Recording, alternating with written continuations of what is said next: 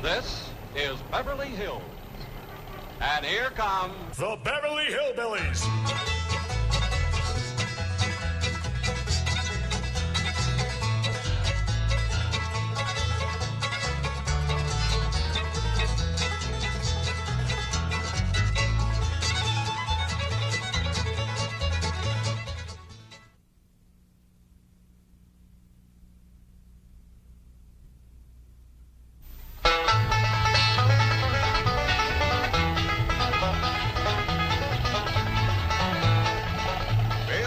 Let's find that house we bought.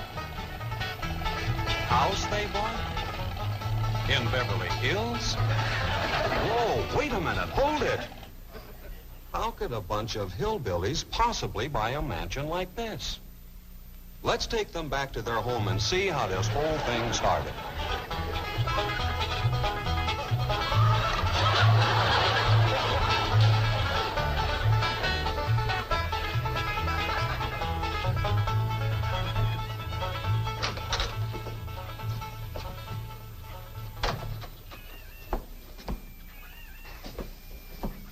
Jed, you gotta do something about that young'un of yourn. How'd that happen? Fighting with a bobcat.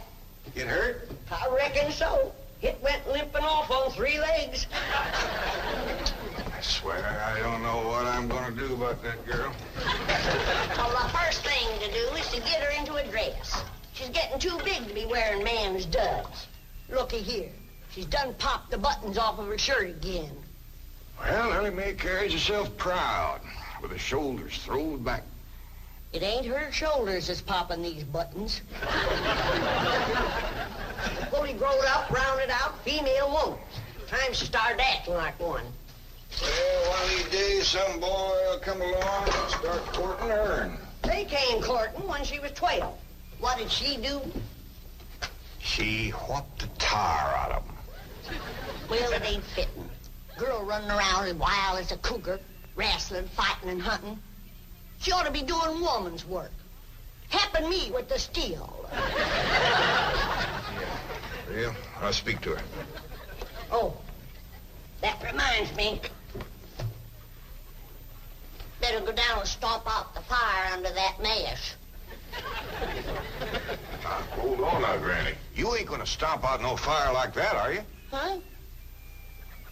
Oh, of course not. Don't want to burn my shoes.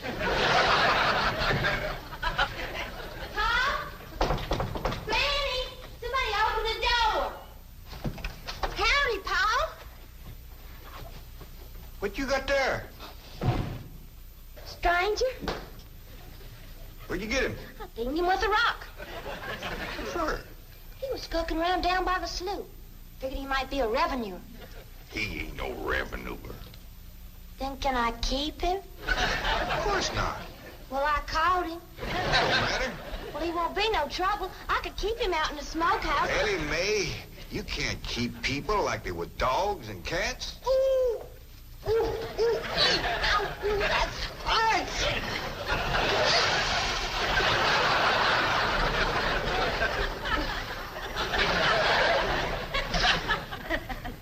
Who's that? Some feller Ellie found nosing around.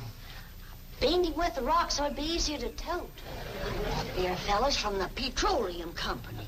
What's a petroleum? I don't know. He asked me if he could do some wildcatting down by the slough. I said, help yourself. We're glad to get rid of the critters. What'd he say? Just kind of laughed. The last on him, there ain't no wildcats down there at that slough. No, it's too full of oil. Oh, what happened? Where am I? This here's the Clampett place. I'm Jed Clampett, my young'un Ellie Mae, and Granny. Granny says you've been doing some wildcatting. There's no need to. Mr. Clampett, that swamp of yours is full of oil. I could have told you that. Well, my company would like to pump it out. Yeah, I'd like that too, but I just can't afford to have it done. Oh, no, you don't understand. You see, you wouldn't have to pay for it. Oh, I don't take favors from strangers. No, Mr. Clampett, you see, you're a very rich man. How big a rock did you bean him with? No bigger than a hedge apple. Listen, I've got to call my office in Tulsa. Have you got a telephone? A what? A telephone? Well, maybe one of your neighbors has one. It's well, down in this country, it's probably a box attached to the wall. And, you talk into it, and they can hear you in Tulsa. Maybe you better sit down for a spell. Oh, I haven't time. Listen, where's the nearest airfield? Airfield? You know, Granny, that's one of them there fields sets up in the air. Oh, never mind. I'll find it myself. Listen, now don't you sell that swamp till you hear from me. I'm flying to Tulsa. Now he thinks he's got wings.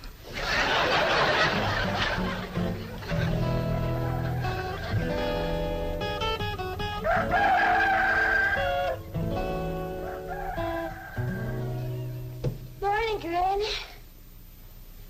Watch them buttons, child. Granny! Them pigs of yours got into the corn. Did they drink much? I reckon they did. This here little fellow was kicking blue blazes out of the mule. That's the trouble with razorbacks. They such a mean drunk.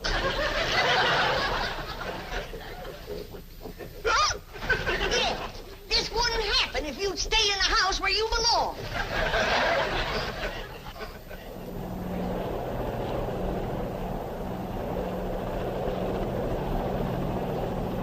There it is, Mr. Brewster. On the tests and surveys, I'd say that's going to be one of the richest pools since East Texas. News like this is bound to get out.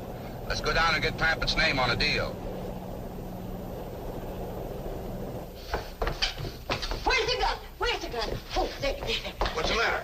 You want to see what just flew over Blueberry Ridge? What? The dad-blamed biggest bird you ever laid eyes on.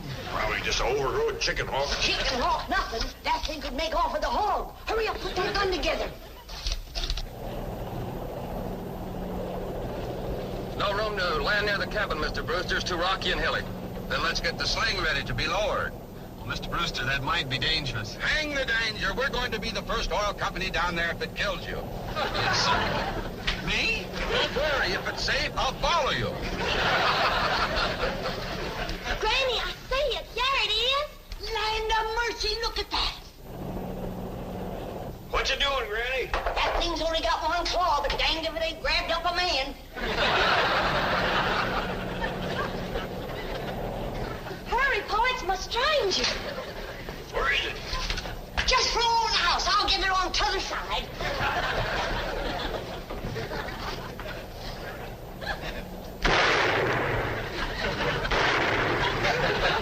You kill it, Granny? No, but I made it drop that stranger.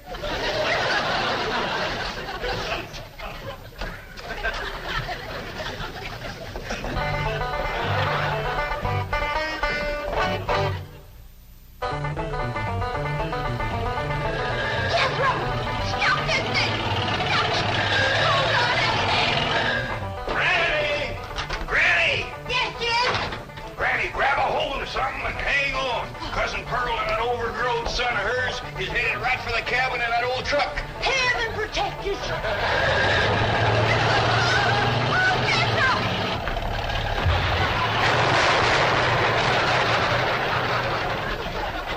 Did they hit us, Jed? No, but I think they sure want the chicken house. Jed, I'm sure sorry about the chicken house, but nobody got hurt. Jethro, I told you to get rid of them worn-out brakes. I did, Ma. That's how come we ain't got none. Get on out and lift the chicken house back on its foundation. Jed? Yeah. Jed, Ellie Mae came running over to my place, and she said you sold the swamp to some oil company. Well, yeah, I guess I did. What did they pay you for it? Well, he ain't paid me nothing yet. That Brewster fella said he'd bring the money later. How much they going to pay you? Well, he said that depends some on how much oil they could pump out. Well, you must have mentioned some figure. What was it? Now, Pearl, you know that old swamp one. Boy, shucks. Jed Clampett, you got slicker than you're ashamed to admit it. That's just what I told you. Granny, how much they gonna pay him? All right, I'll tell you. He said it runs somewhere between 25 and 100. 25 and 100? I know it don't sound like much, but Mr. Brewster seemed to set great store by the fact he's going to pay me in some new kind of dollar. There ain't no new kind of dollars. Well, it's new to me. I've heard of gold dollars, silver dollars, paper dollars, but he says he's going to pay me in, what do you call them, Granny? $1 million. Yeah, that's $1 million? it. He wrote the whole thing out on this piece of paper. Here, you can see for yourself. I don't know nothing about that kind of stuff. Let's see here now. Sakes in heaven. Granny, give me the jug. It's empty, but I'll fetch some. I'll go, Granny. Jed, you're a millionaire. A millionaire. Yeah, that's what that Brewster fella kept calling me. I didn't know just how to take it. He meant you're rich. Me? The richest man in these hills. Maybe in the whole state. Oh, Jed, you can have anything you want. Do anything you want. Go any place you want. Yeah, that's another thing he kept saying. He said he reckoned I'd be moving away from here soon. What do you think, Pearl? You think I ought to move? Jed, how can you even ask? Look around you. You're 8 miles from your nearest neighbor. You're overrun with skunks, possums, coyotes, bobcats. You use kerosene lamps for light. You cook on a wood stove, summer and winter. You're drinking homemade moonshine, washing with homemade lye soap. And your bathroom is 50 feet from the house, and you ask, should you move? Yeah, I reckon you're right. Man, be a dang fool to leave all this.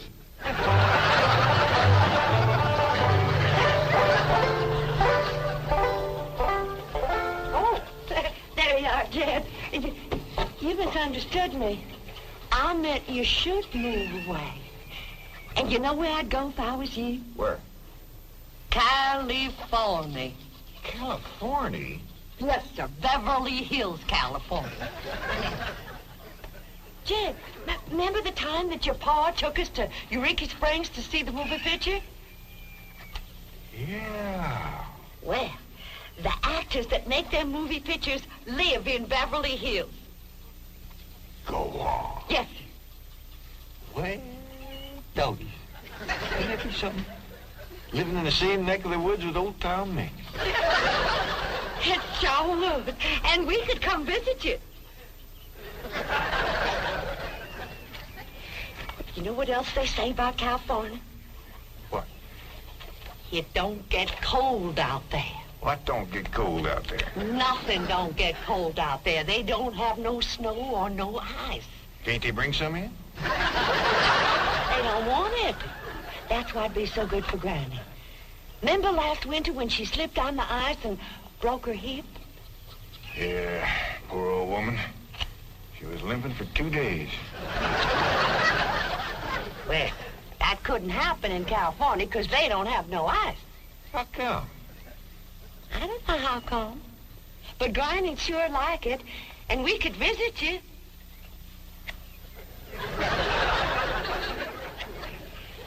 You know what else they say about California? Maybe Jethro know how come there's no ice. He's going to school. We could ask him. Jethro, Yeah, Ma. come on over here. Speaking of school, Ellie Mae could get herself a fine education out there in Beverly Hills. Yeah, Ma? Your rich uncle's got a question he'd like to ask you. What rich uncle, Ma? Your rich Uncle Jade. Jethro? How come there's no ice in California? Don't look at me. I didn't take it. You big dumb. Well, I didn't, Ma. Oh, get out of here. Well, you always do. I don't know. I was saying, Jed, folks claim California's got it all beat. Why, things grow twice as big out there. Jethro would be a whopper, wouldn't he? He could help you move. He's awful handy at lifting and toting, and he could drive you out in my truck. I tell you what, Pearl. I'm going to have to study on this. When that Brewster feller comes back, I'll ask him what he thinks. Well, your cousin is right about that, Mr. Clampett. Beverly Hills is a choice residential area, and lots of millionaires do settle there. Folks like me, huh? Well, millionaires. And movie stars, too. Oh, yes, yes. Is Tom Mix there? No, I'm afraid Mr. Mix is dead. Oh? Oh, yeah. What's the matter with me? Remember, Pearl, he got shot at the end of that picture. Well, there are plenty other movie stars, and that's where Jed wants to live. Ain't it, Jed? I do like the notion of living in the hills. Never could stand flat country. Mr. Clampett, I think it only fair. That is, well, I think you may have a wrong idea about Beverly Hills. Is that where you live? No, my home is in Tulsa. Well, say, maybe you could get us a place there in your neighborhood. Mr. Clampett, let's not beat around the bush. You will love Beverly Hills. Then that's it. Can you steer Jed onto a good place? No, I can get the bank out there to handle it for him. He'd like a nice big place with plenty of room for his kinfolk to visit him. I would like a nice, roomy place if I could afford it. Oh, Mr. Clampett, with your money, you can afford the Taj Mahal. Okay, I'll take it. Well, no, you see, I was just making a little joke.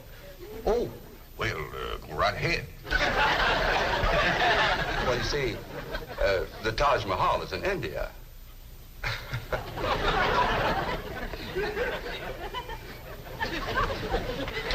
Mr. Brewster, you're a nice fella, but I've heard better jokes. Is the foreigner staying to supper? I'm ashamed to say I ain't asked him. How about it? Oh, I don't think so. Oh, no trouble. What you cooking tonight, Granny? Mustard greens and possum innards. Mm-hmm. Did you hear that, Mr. Brewster? Very clearly. Want to change your mind? Not this time. Well, if you should happen to come back tomorrow, we'll be having leftovers. That's the thing about possum innards. They's just as good the second day.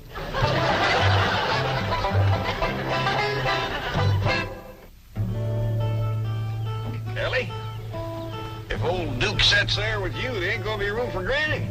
Oh, that's all right, Paul. Granny ain't gone. Who says she ain't? She says she ain't. That's right, Uncle Jed. She's just sitting on the back porch in her rocker, and she says that's as close to California as you're gonna get her. We'll see about that. Danged if I ain't got me the muleyest women folk. We ain't never gonna get there.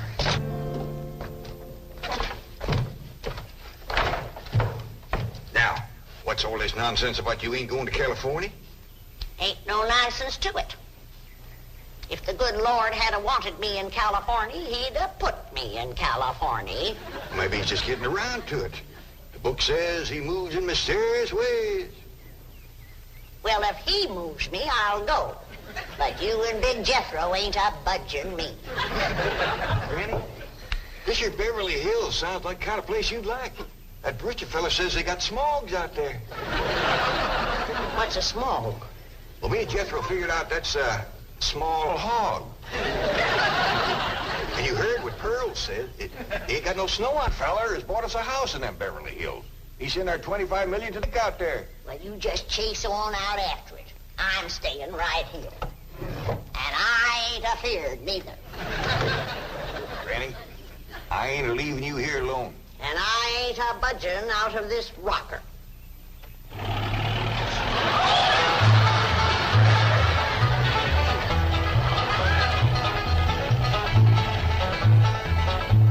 Jethro, what does that sign say? It says Beverly Hills. You said that, Granny? We're there. They call them hills? Why, we got moles that can push up higher ridges than that. Well, leastways, it's hills. We'll be among our kind of folks.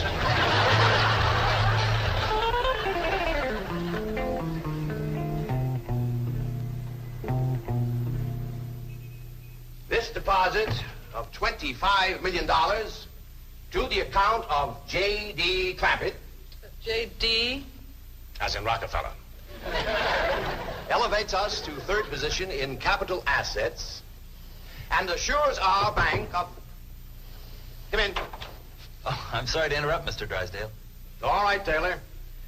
Well, are we all set to give the Clampetts a red carpet reception? Well, I'm afraid Mrs. Drysdale still isn't too happy, sir. Yes, I know. Oh, my wife is very upset that I got the estate next to ours for the Clampetts. Says I don't even know what kind of people they are. Do you? I know to the dollar what kind of people they are. They're my kind of people. Loaded. Taylor, have the gardeners got the grounds in order? Yes, sir. But I'm afraid that's another thing your wife was upset about. Oh? Well, you see, your gardeners have been working on their lawn all week. Why, they've mowed it, trimmed it, fed it, clipped it. I don't care if they lather it and shave it. This is the most beautiful mansion in Beverly Hills. I want every square inch of ground within those walls in apple pie... Yes? Oh, hello, Margaret. No, dear, I'm very What? Oh, good heavens, did you call the police? I'll be right there. What happened? The Clampett estate is being invaded by a band of outlaws. Invaded? Yes, they're holding the gardeners at gunpoint.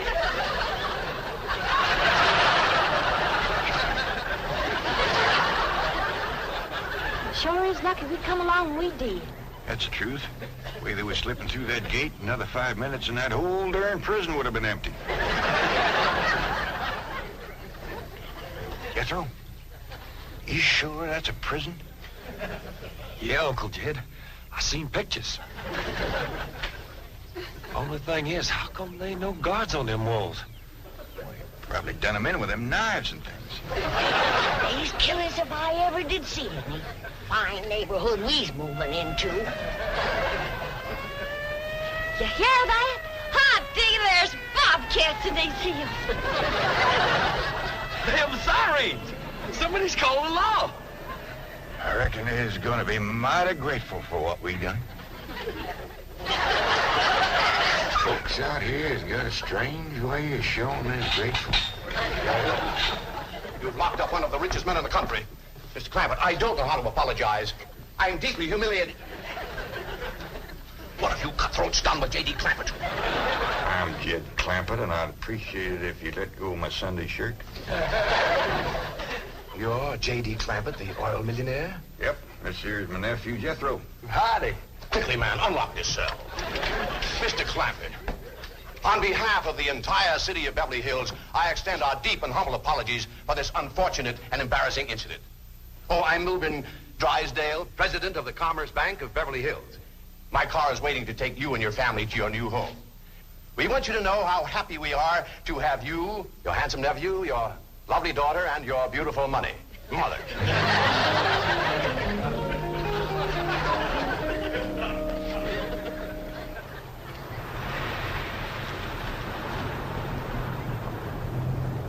a minute! Stop this car! Mr. Drysdale, you tricked us. You just took us out of jail so you could bring us back up here to prison. Head for the hills, everybody! No, wait! Come back! It's not a prison, it's your home! Now, wait! Mr. Clampett, listen to me! Wait! Come back! Friendly!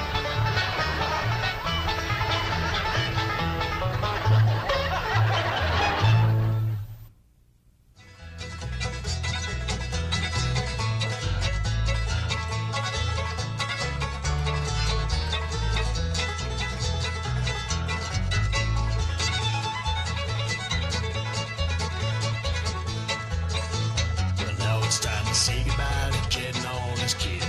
They would like to thank you folks for kindly dropping in. You're all invited back next week to this locality to have